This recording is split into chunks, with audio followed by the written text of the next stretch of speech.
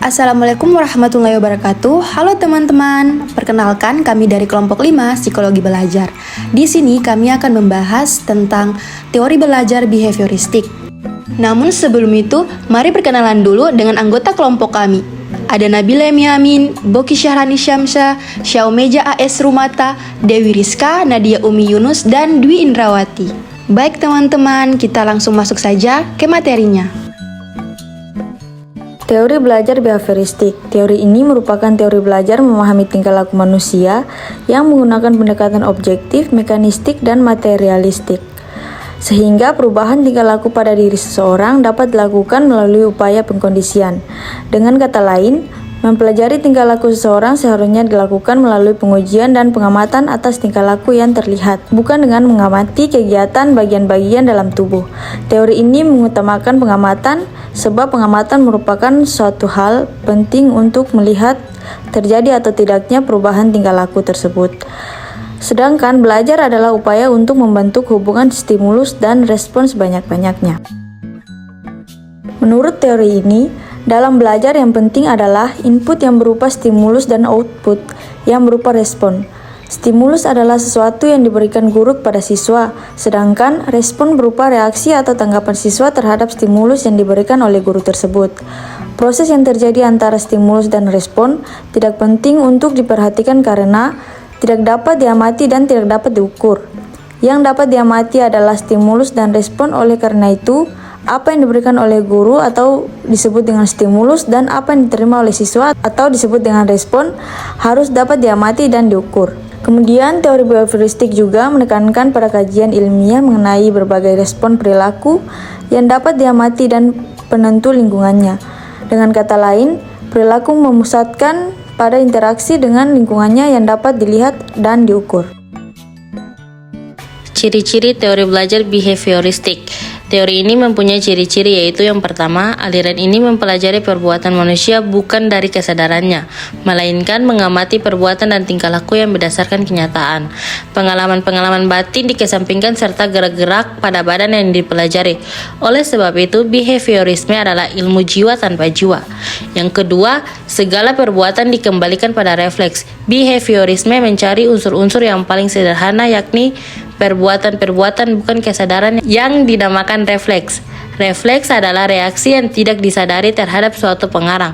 Manusia dianggap sesuatu yang kompleks refleks atau suatu mesin. Yang ketiga yaitu behaviorisme berpendapat bahwa pada waktu dilahirkan semua orang adalah sama. Menurut behaviorisme, pendidikan adalah maha kuasa. Manusia hanya makhluk yang berkembang karena kebiasaan-kebiasaan dan pendidikan dapat mempengaruhi refleks keinginan hati. Selanjutnya kita masuk ke tokoh-tokoh teori belajar behavioristik. Yang pertama yaitu John B. Watson. Teori belajar Watson juga dikenal sebagai behaviorisme klasik, dikembangkan oleh psikolog Amerika John B. Watson pada awal abad ke-20. Teori ini menekankan pentingnya stimulus eksternal dalam membentuk perilaku manusia dan menolak peran pikiran, kesadaran, dan pengalaman batin dalam proses belajar. John B. Watson memiliki beberapa karakteristik utama dari teori belajar, diantaranya adalah yang pertama, fokus pada perilaku yang terlihat. Teori ini hanya mempelajari perilaku yang dapat diamati secara eksternal seperti gerakan tubuh, reaksi, dan respon terhadap stimulus. Pengalaman batin dianggap tidak relevan dan tidak dapat diukur. Selanjutnya, poin kedua, pembentukan asosiasi antara stimulus dan respon. Menurut Watson, belajar terjadi melalui pembentukan asosiasi antara stimulus eksternal dan respon yang dihasilkan. Ketika stimulus tertentu muncul, individu akan memberikan respon yang konsisten dengan asosiasi yang telah terbentuk. Selanjutnya, pengaruh lingkungan dalam pembentukan perilaku. Teori ini menekankan peran lingkungan dalam membentuk perilaku manusia. Individu belajar melalui pengalaman yang diperoleh dari interaksi dengan lingkungan mereka, termasuk rangsangan yang diberikan oleh orang lain. Yang terakhir yaitu penekanan pada pembentukan hubungan antara stimulus dan respon. Watson menganggap belajar sebagai proses pembentukan hubungan antara stimulus dan respon. Dalam konteks pendidikan, ini berarti memberikan rangsangan yang tepat kepada siswa untuk memicu respon yang diinginkan sehingga memfasilitasi proses belajar.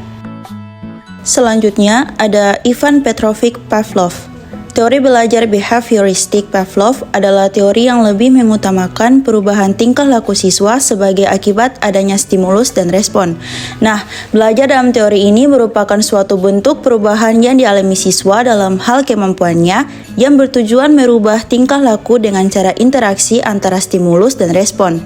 Teori ini juga mengemukakan bahwa tingkah laku siswa merupakan hasil dari pembawaan genetis dan pengaruh lingkungan. Pavlov mengemukakan bahwa belajar terjadi melalui pembentukan koneksi antara stimulus dan respons, dan bahwa koneksi tersebut akan diperkuat atau dilemahkan berdasarkan pengalaman yang dialami individu. Selanjutnya ada B.F. Skinner. Teori belajar behavioristik oleh B.F. Skinner adalah teori yang memfokuskan pada perubahan tingkah laku siswa sebagai akibat dari stimulus dan respons. Teori ini berpengaruh terhadap masalah belajar karena belajar diinterpretasikan sebagai latihan-latihan untuk pembentukan hubungan antara stimulus dan respons. Selanjutnya, terdapat beberapa prinsip-prinsip Skinner. Yang pertama yaitu hasil belajar harus segera diberitahukan kepada siswa, jika salah dibetulkan, jika benar diberi penguatan. Yang kedua, proses belajar harus mengikuti irama dari yang belajar. Yang ketiga, materi pelajaran digunakan sistem modul dalam proses pembelajaran, tidak digunakan hukuman. Untuk itu, lingkungan perlu diubah untuk menghindari adanya hukuman. Yang keempat, dalam proses pembelajaran lebih dipentingkan aktivitas sendiri. Yang kelima, diberikan dengan menggunakannya jadwal variabel rasio reinforcer. Yang keenam, menggunakan pendekatan shaping. Penerapan teori belajar behavioristik dalam proses pembelajaran. Penerapan teori belajar behavioristik dalam proses pembelajaran dapat dilakukan dengan beberapa cara. Yang pertama, memberikan rangsangan atau stimulus yang tepat. Guru dapat memberikan rangsangan atau stimulus yang tepat untuk memicu respons atau reaksi dari siswa. Rangsangan atau stimulus yang diberikan harus sesuai dengan tujuan pembelajaran dan dapat memicu perubahan tingkah laku yang diinginkan. Yang kedua, memberikan penguatan atau reward. Penguatan atau reward dapat diberikan sebagai bentuk penghargaan atas respon atau reaksi yang dihasilkan oleh siswa. Penguatan atau reward dapat berupa pujian, hadiah, atau nilai yang baik. Pemberian penguatan atau reward dapat memperkuat hubungan antara stimulus dan respon sehingga siswa akan lebih termotivasi untuk belajar. Yang ketiga, memberikan hukuman atau punishment. Hukuman atau punishment dapat diberikan sebagai bentuk sanksi atau respon atau reaksi yang tidak diinginkan.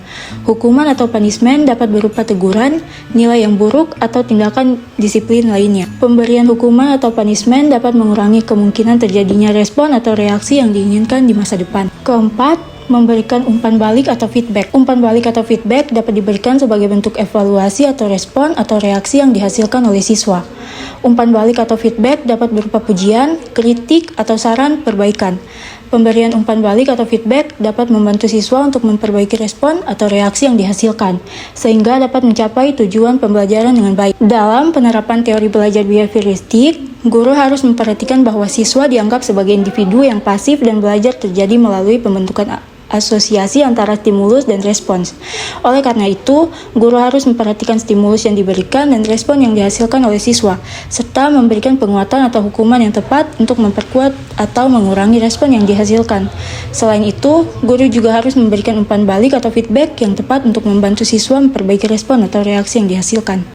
Jadi teman-teman, dapat disimpulkan bahwa teori belajar behavioristik ini merupakan teori yang menekankan pada perubahan tingkah laku siswa sebagai akibat dari interaksi antara stimulus dan respon. Teori ini berpengaruh terhadap pengembangan teori pendidikan dan pembelajaran yang dikenal sebagai aliran behavioristik. Teori belajar behavioristik ini memandang manusia sebagai individu yang pasif dan belajar terjadi melalui pembentukan asosiasi antara stimulus dan respon. Dalam penerapannya, teori belajar behavioristik ini dapat dilakukan dengan memberikan rangsangan atau stimulus yang tepat, memberikan penguatan atau reward, memberikan hukuman atau punishment, dan memberikan umpan balik atau feedback. Itulah tadi pemaparan materi dari kami. Lebih dan kurangnya kami mohon maaf. Wassalamualaikum warahmatullahi wabarakatuh.